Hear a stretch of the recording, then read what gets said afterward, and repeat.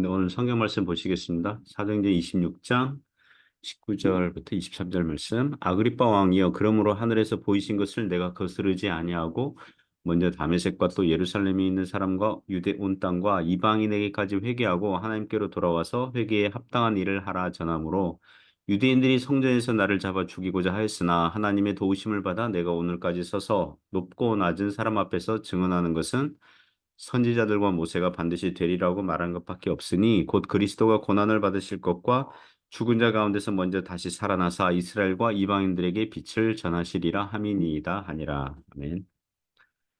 네, 오늘 아그리빠 왕에게 전도함. 네, 아그리빠에게 전도함, 이런 제목으로 하나님의 말씀 증거하겠습니다.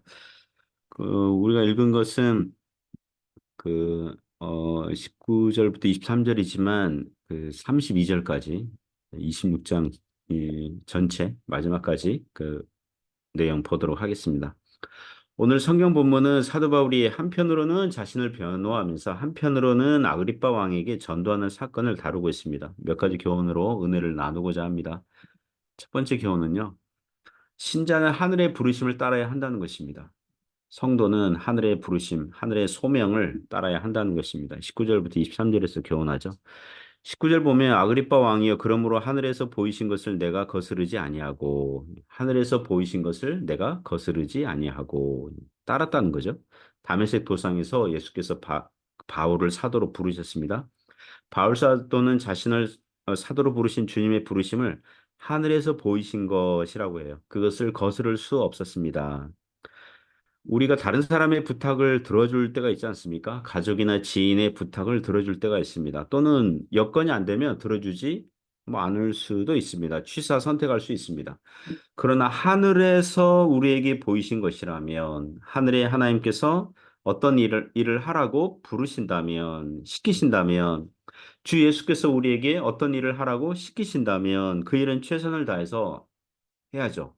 네, 목숨을 바쳐서라도, 영혼과 육체를 갈아 넣더라도 할 수 있습니다. 이 땅, 이 세상에서 왕이 신하에게 명령하면 해야 되죠. 군대에서 지휘관이 명령하면 해야 되죠. 권위자가 요구하면 들어줘야 되죠. 그러나 하늘의 왕께서 시키신 일이라면 그 마땅히 감사하게 여겨서 감당하는 것입니다. 그래서 20절 보면 먼저 다메섹과 예루살렘에 있는 사람들과 유대 온 땅과 이방인에게까지 회개하고 하나님께 돌아와서 회개에 합당한 일을 하라고 전하였다고 그래요.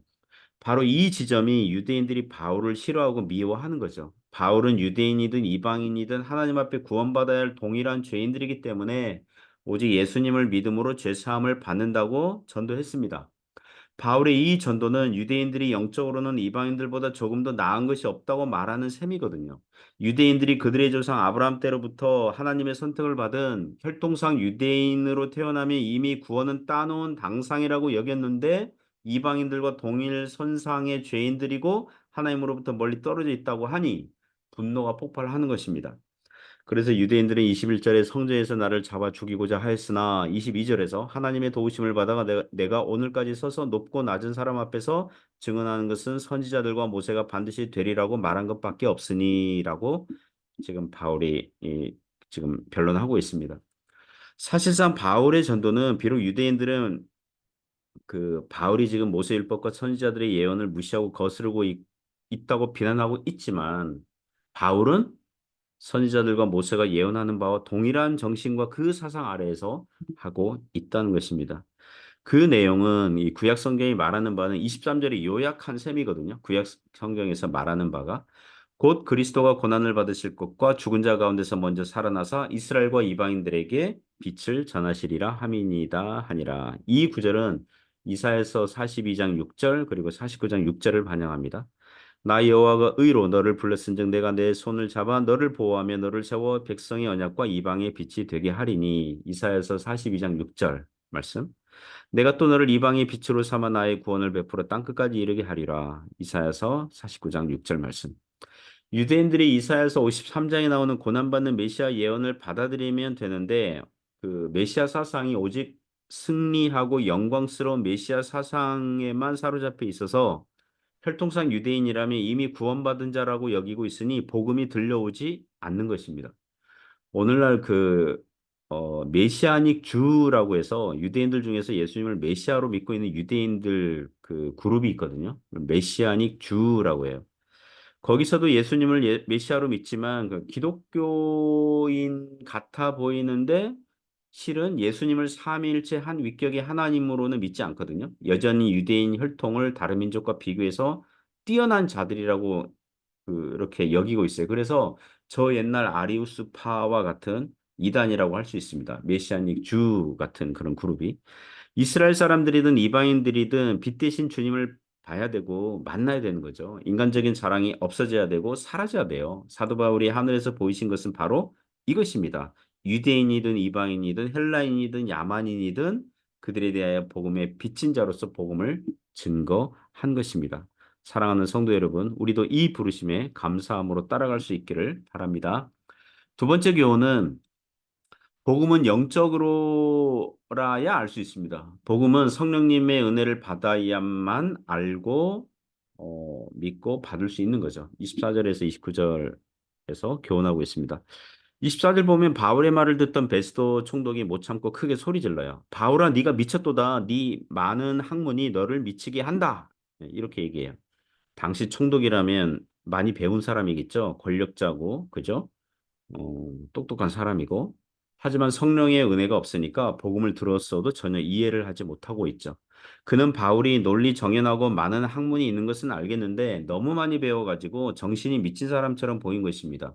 이미 죽은 예수라는 분이 부활하셔서 바울에게 나타났다고 하는 그런 기적 사건을 도무지 받아들일 수가 없었던 것입니다. 그래서 바울에게 미쳤다고 소리 지른 거죠. 바울은 또 못 참죠. 그런 말 들으면 못 참죠. 복음 전도는 미친 짓이 아니거든요. 자기가 예수님을 만난 사건은 미친 짓이 아니거든요. 그래서 즉시 총독의 말을 교정합니다. 거기에 모인 사람들이 깜짝 놀랐을 거예요. 죄수 신분의 이 바울이 담대하게 총독에게 말로 지지 않거든요. 베스도 각하여 내가 미친 것이 아니요 참되고 온전한 말을 하나이다. 그리고 즉시 바울은 아그리빠 왕에게 말합니다. 26절 보면 왕께서는 이 일을 아시기로 내가 왕께 담대히 말하노니 이 일에 하나라도 아시지 못함이 없는 줄 믿나이다. 이 일은 한쪽 구석에서 행한 것이 아니니이다. 기독교 복음 전파가 은밀하게 한쪽 구석에서 자기들만의 리그, 자기들만이 공유하는 사교 집단이 아니라는 거예요. 온 세상에 전파되고 있다는 것입니다. 27절에 바울은 아그리빠 왕에게 조금 더 도전하죠. 아그리빠 왕이여 선지자를 믿으시나이까 믿으시는 줄 아나이다. 아그리빠 왕은 유대인의 왕이기 때문에 선지자를 믿어야 돼요. 안 믿는다 그러면 그의 통치력은 약화되죠. 구약 성경을 믿고 있는데 유대인들을 다스리는데 구약의 선지자의 글 성경을 무시할 수는 없거든요. 아그리빠 왕은 난처하게 됐어요. 하지만 노련하게 빠져나갑니다. 28절 보면 아그리빠가 바울에게 이르되 네가 적은 말로 나를 권하여 그리스도인이 되게 하려 하는도다. 선지자를 믿는다 안 믿는다 이렇게 말은 하지 않고 바울이 지금 자기를 적은 말로 빠른 시간 안에 한정된 내용으로 자기를 그리스도인이 되게 한다고 하면서 지금 빠져나가죠. 정치적인 언사죠. 애둘러 지금 거절하고 있는 중입니다. 여기에 바울이 또 물러나지 않죠. 한 번 더 도전하죠. 29절 보면 바울이 이르되 말이 적으나 많으나 당신뿐만 아니라 오늘 내 말을 듣는 모든 사람도 다 이렇게 결박된 것 외에는 나와 같이 되기를 하나님께 원하나이다 하니라. 바울은 지금 왕과 총독뿐만 아니라 거기 모여 있는 천부장들, 귀족들에게 포괄적으로 복음 전도, 회심 촉구를 하고 있습니다. 이 사람들은 바울의 복음 전도를 진지하게 들었어야 하는 거죠. 나중에 그들이 죽은 후에 하나님의 심판대 앞에 갔을 때에 자기가 예수님 믿지 않는 이유는 그 어떤 사람도 자기에게 복음을 전해준 사람이 없었습니다라는 핑계를 댈 수 없게 되었습니다. 지금. 한 사람의 회심은 말을 많이 한다고 해서 믿는 건 아니죠. 반드시. 물론 회심한 자에게 성경과 복음에 대해서 말을 많이 하면 할수록 그만큼 은혜를 많이 받겠죠. 그러나 성령으로 거듭난 자에게는 말이 적으나 많으나 말이 적더라도 얼마든지 믿고 회개할 수 있는 것입니다. 그리고 사도행전 26장에 바울이 말한 변론은 결코 적은 말이 아니죠. 한때 예수님을 핍박했던 자가 어떻게 변하여 전도자가 되었는지에 대한 그 생생한 간증이고 보고고 이야기거든요. 세상 권력을 가진 자든 아니든 다 죽어요. 죽은 후에는 하나님의 심판대 앞에 서요. 거기서 천국이냐 지옥이냐 갈리게 되는데 천국 영생 구원은 오직 예수님을 구세주로 믿는 자에게 있는 줄 믿습니다.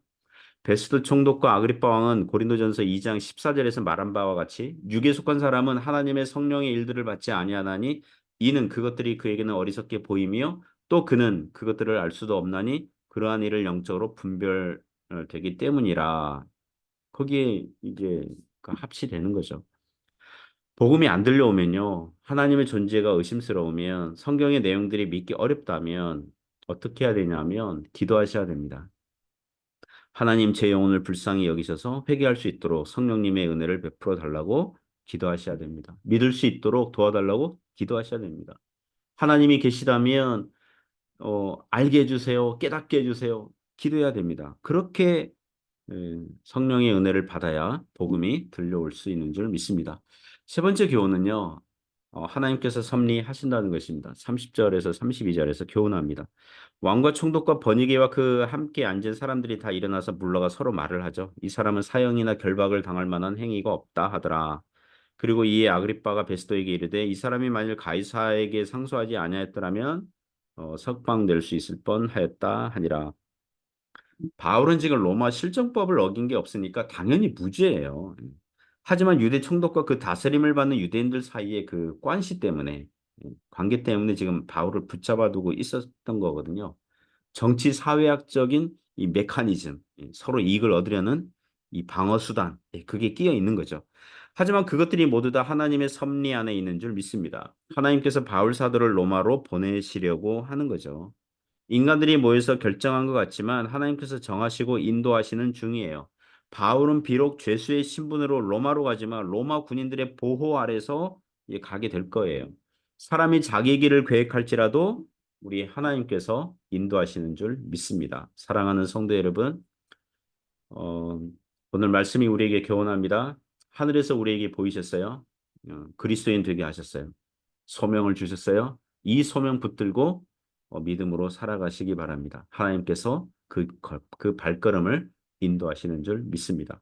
기도하겠습니다. 하나님 아버지 감사합니다. 하늘에서 보이신 것을 거스르지 아니하고 사도 바울이 그 소명 따라서 그 믿음으로 걸어간 그 내용들을 봤습니다.